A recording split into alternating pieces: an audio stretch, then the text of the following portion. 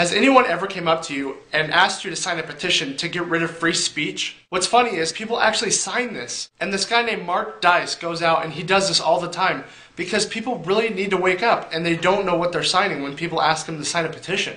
I'm Mark Dice, and this is a petition to repeal the First Amendment to the Constitution. You may be saying that nobody's going to sign this, but I would be willing to bet differently.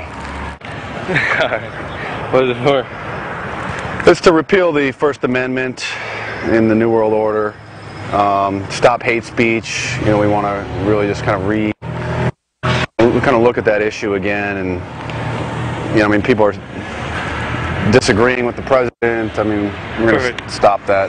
Thanks. We just want to stop the hate speech. This would be just a quick thing to stop the the hateful things, and it'll help to legislate the things that people say that they disagree with against the government and the Bilderberg group, and just a signature and a birth date. It'll be fine. No phone number.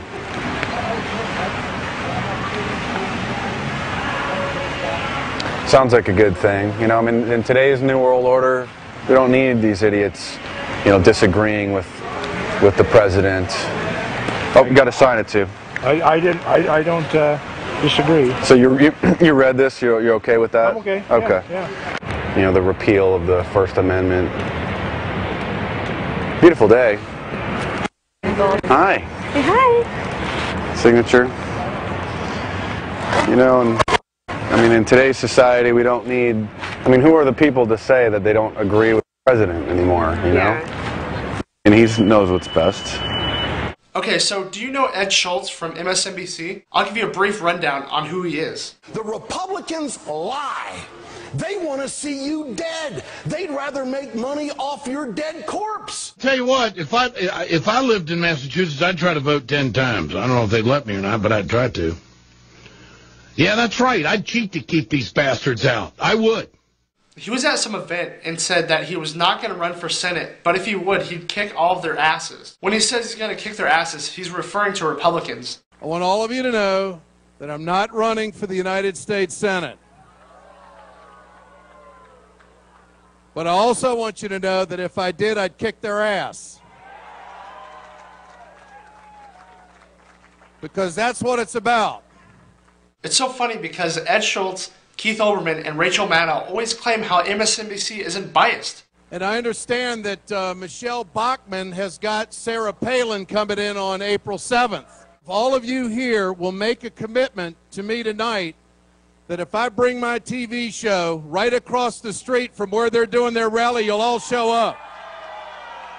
But now he's saying that if Michelle Bachmann brings Sarah Palin in town, that he'll camp out across the street with his TV show. A bunch of liberals are coming out and saying that the people of Massachusetts didn't vote for Scott Brown because he was against the health care plan. They were voting for him because Obama isn't liberal enough? That doesn't make sense at all. The same thing that swept Scott Brown into office swept me into office. People are angry and they're frustrated. Not just because of what's happened in the last year or 2 years, but what's happened over the last 8 years. But, Robert, Scott Brown had a clear platform, and let's lay it out. Stop health care, cut taxes, end backroom deals with special interests, and don't give terrorists Miranda rights. It wasn't the same thing that swept Barack Obama into office. Scott Brown explicitly campaigned against the Obama agenda. Well, that may be what he campaigned on, but that's not why the voters of Massachusetts sent him to Washington. If you look at an exit poll, that was done by the Washington Post. It wasn't an exit poll, but it was, I mean, they did a poll. Well, they did a poll of voters that participated as to why they voted. Right. So more people voted to express their support for Barack Obama than to oppose him. His approval rating among that electorate was 61%. Their enthusiasm for Republican policies among that electorate for Republicans was 40%. You're not suggesting this was a mandate for Barack Obama. Of course not, but I'm also not suggesting that what you said a minute ago meets the truth test either. And you don't think that when they voted for Scott Brown, they were voting against Obama's policies? That's not what they told pollsters, no. This is the question of the day. Who do you think is more out of touch with reality? Conservatives in the media or liberals in the media? That's it for this Monday. I'm Ryan P. Dixon. I'll have all the links to all the videos in the sidebar so you guys can watch the full videos. Make sure to have all your question of the day responses and your comments below. Fight on.